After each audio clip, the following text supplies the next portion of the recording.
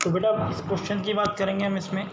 तो यहाँ पे मैंने एक इलस्ट्रेशन भी ले रखी है, उसको सॉल्व करके दिखा रखा है। तो लास्ट वीडियोज़ में हम देख चुके हैं कि बैंक रिकन्सिलिएशन स्टेटमेंट में हम किस तरह क्वेश्चन को सॉल्व करते हैं। तो बेसिक टर्म्स एक बार रिवाइज कर लेते हैं। मैंने कहा था कि भाई जो कैश बुक होती है उसका डेबिट बैलेंस होता है, मतलब कैश बुक जब भी डेबिट होगी तो प्लस होगी और जब भी क्रेडिट होगी तो माइनस। और पासबुक का रिवर्स होता है, उसका क्रेडिट बैलेंस होता है, मतलब जब भी पासबुक क्रेडिट लिखा होगा या पासबुक का क्रेडिट बैलेंस लिखा होगा तो बेटा वो प्लस होता है, और जब भी डेबिट लिखा होगा तो माइनस। तो इस तरह अगर वो कहता है पासबुक क्रेडिटेड तो इसका मतलब प्लस, और कैश बुक डेबिटेड तो इसका मतलब प्लस। आप एक इलस्ट्रेशन ले रहे हैं, इसके बेस पे क्वेश्चन को वही मैंने कहा था, लेफ्ट हैंड साइड को हमने क्या माना था कैश, और राइट हैंड को माना था पासबुक। तो इसके बेस पे कंपेयर करके हम करते हैं। तो बेसिक कॉन्सेप्ट क्या था कि हमें एक एक्चुअल एंट्री दे रखी होती है, जो मतलब रीज़न होते हैं जिस कारण से हमारी कैश बुक और पासबुक टैली नहीं करती। हम उस एक्चुअल रीज़न को अपने हैंड्स के थ्रू कैलकुलेट करते हैं, और फिर दूसरा इफेक्ट देखते हैं रिकनसाइल वाला, कि जैसे कैश बुक है, माना कैश बुक बढ़ गई और मैं कैश बुक को ही स्टार्टिंग पॉइंट लेके चल रहा हूँ, तो इक्वल करने के लिए मैं कैश बुक को कम करूँगा। फिर कैश बुक बढ़ गई लेकिन स्टार्टिंग पॉइंट मेरा पासबुक है, तो मैं पासबुक को बढ़ाऊँगा सेकेंड पॉइंट। मतलब जो क्वेश्चन में बेस लेके चलते हैं, सेकेंड एडजस्टमेंट एंट्री हम उसी को करते हैं, और वही हम रिकन्सिलिएशन के अंदर शो करते हैं जो अभी तक हमने पढ़ा था।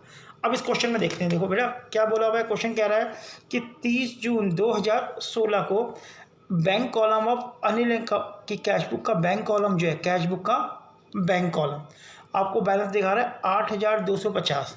तो ये 8,250 जो है, क्योंकि बैंक कॉलम का बैलेंस दिखा रहा है, तो इस डेबिट साइड में अगर देखो लिखा हुआ bank reconciliation statement balance as per cash book debit balance, ये आ गया 8,250। अगर यही क्रेडिट बैलेंस लिखा होता या ओवरड्राफ्ट लिखा होता तो क्रेडिट साइड में आता। अब ये रीज़न दे रखे हैं। नंबर 1 पॉइंट अगर हम पढ़ें, पहला पॉइंट कर रहा है out of the cheque amounting 8,000 issue, आपने 8,000 का चेक इशू किया, cheque amounting 5,800 have been presented for payment up to 30 June. अब ये जून में आप बना रहे हो, आपने 8,000 का चेक इशू करा और उसमें से 5,800 का चेक जो है वही प्रेजेंट हुआ।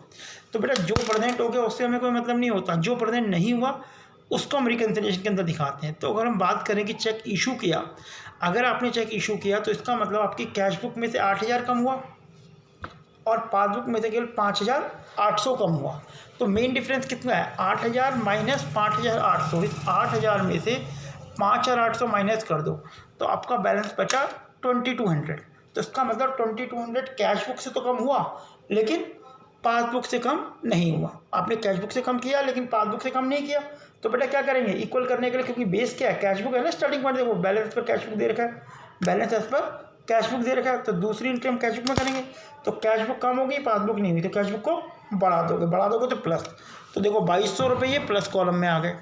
अगले पॉइंट में आते हैं, third, out of the cheque amounting to ₹6,000 कह रहा 4,100 क्रेडिटेड इन दी पासबुक। आपने क्रेडिट करने के लिए दिए कितने, 6,000, जबकि 4,100 रुपये ही क्रेडिट हुए हैं 30 जून तक। तो 6,000 माइनस 4,100 अगर हम करते हैं तो बेटा अमाउंट कितना आता है, 1,900। तो इसका मतलब मैंने कैश बुक से 1,900 तो प्लस किए लेकिन पासबुक में वो प्लस नहीं हो गई। तो मैं इस पोजीशन में आ गया, मेरी कैश बुक ज़्यादा और पासबुक कम है। अब मुझे सेकंड पॉइंट कैश बुक में ही करना है, बता चुका हूँ, मैं आपको बार बार रिपीट कर रहा हूँ क्योंकि स्टार्टिंग बैलेंस कैश बुक का है। तो मैंने क्या करा, मैं ऐसे 1,900 कम कर दूंगा और जो मैंने 1,900 रुपये कम किए वही रिकन्साइल के अंदर दिखाऊंगा, क्योंकि कम किया है। तो माइनस कॉलम में देखो ये आ गया बेटा, चेक इशू नॉट कलेक्टेड 1,900। अगले पॉइंट में आते हैं, पॉइंट नंबर 3 में 20 जून को customer 3,500 directly deposit in bank account but was enter only in the passbook. अब मेरा एक कस्टमर था, उसने बैंक में जाके मेरे अकाउंट में 3,500 रुपये जमा करा दिए। अगर उसने करा दिए 3,500 रुपये तो एक्चुअल एंट्री क्या हुई, ये मेरी कैश बुक पासबुक है, मेरी पासबुक 3,500 से बढ़ गई, राइट हैंड पासबुक थी ना, लेकिन कैश बुक नहीं बढ़ी। मैं इस पोजीशन पे आ गया, मुझे इक्वल करना है तो मुझे क्या करना पड़ेगा, क्योंकि बेस कैश बुक है तो दूसरी एंट्री हमेशा कैश बुक में हो रही है। देखो मुझे कैश बुक को बढ़ाना पड़ेगा, तो बढ़ाना पड़ेगा मतलब प्लस कर रहा हूँ, वो प्लस मैंने इसमें दिखा दिया 3,500 रुपये। देखो ये लिखा है डिपॉजिट इनटू कस्टमर 3,500। क्लियर है, तो इक्वल करना देख लो, पहली एंट्री कहीं भी हो सकती है, कैश बुक में भी पासबुक में भी, लेकिन दूसरी एंट्री हमें कैश बुक से पासबुक पे आना है, बस ध्यान रखना, क्योंकि ये कैश बुक दे रखी है, हमें इस कैश बुक से इस पासबुक के आंसर पे आना होता है। अब देखो next, debit side of Anil cash book bank column overcast bye 100। Overcast bye 100 का मतलब क्या, डेबिट साइड का मतलब क्या होता है, प्लस। तो मतलब कैश बुक 100 रुपये ज़्यादा दिखा रखी है, ₹100 ज़्यादा है तो मतलब कैश बुक ऊपर होगी, पासबुक नीचे। अब ये तो एक्चुअल एंट्री हो गई, ठीक है ना। अब रिकंसाइल के लिए क्या करेंगे, दोनों को बराबर करना है तो मुझे कैश बुक को कम करना पड़ेगा। तो कैश बुक को कम करोगे तो क्या होगा, माइनस। तो ये माइनस कॉलम में आ जाएगा कैश बुक ₹100 ओवर कास्ट। देखो बेटा माइनस कॉलम में लिखा हुआ है। अगले पॉइंट में आते हैं, no entry has been made in cash book for rent 800 paid by the banker और टू अनिल स्टैंडिंग इंस्ट्रक्शन। मैंने अनिल ने बैंक को कह रखा था भाई ₹800 उसके अकाउंट से सीधा पेमेंट कर दिया उसके रेंट की। तो बैंक ने तो पेमेंट कर दी। अब ये एक्चुअल एंट्री, अगर बैंक ने पेमेंट कर दी तो क्या हुआ होगा, मेरी पासबुक कम हो गई होगी ₹800। तो पोजीशन क्या होगी, कैश बुक ज़्यादा पासबुक कम। अब कैश बुक बेस है, इक्वल करने के लिए क्या करेंगे, कैश बुक को भी कम कर देंगे, माइनस कर देंगे। और जो सेकंड एंट्री हम कर रहे हैं वो रिकंसाइल के अंदर दिखाते हैं। तो बेटा देखो लगा हुआ है डायरेक्ट पेड बाय बैंक ₹800 यहाँ आ गया सीधा, ये रहा ये अमाउंट। नेक्स्ट में आते हैं, passbook show the credit of 320। Passbook जब भी क्रेडिट होगा तो मैंने क्या कहा था, प्लस होता है। तो पासबुक क्रेडिट का मतलब प्लस, मतलब मेरी पासबुक बढ़ गई लेकिन कैश बुक नहीं बढ़ी।